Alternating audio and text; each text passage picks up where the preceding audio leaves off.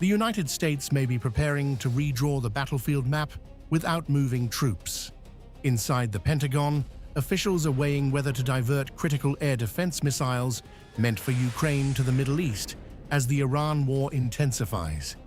These are the very systems protecting Ukrainian cities from Russian strikes. In under 4 weeks, US forces have hit over 9,000 targets in the Iran conflict, burning through high-end munitions at an unsustainable pace. Patriot and THAAD interceptors, already in short supply, are now being stretched across multiple fronts, raising urgent concerns about how long current commitments can hold. At NATO, the messaging remains steady, even as pressure builds behind the scenes. Secretary General Mark Rutte sought to reassure allies that support continues despite rising concerns over supply disruptions and shifting priorities.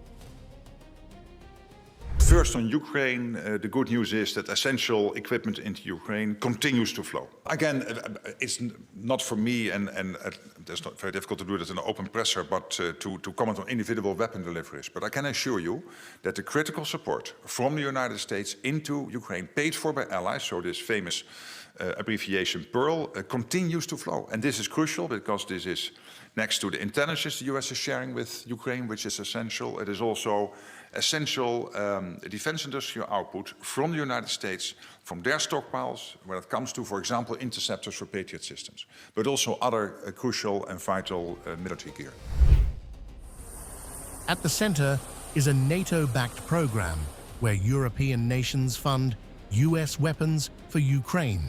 Now, reports suggest some of that funding could be redirected to replenish American stockpiles instead.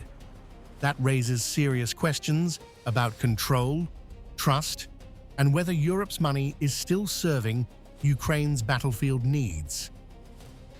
This is no longer just about aid, it is about limits. The United States is now balancing two active war demands, Ukraine and the Middle East, with finite resources and a strained defense industry.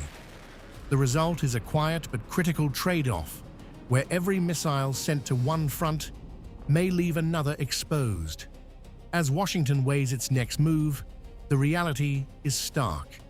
In an era of overlapping conflicts and limited supply, every decision carries consequences, and every ally is watching who gets protected and who is left waiting.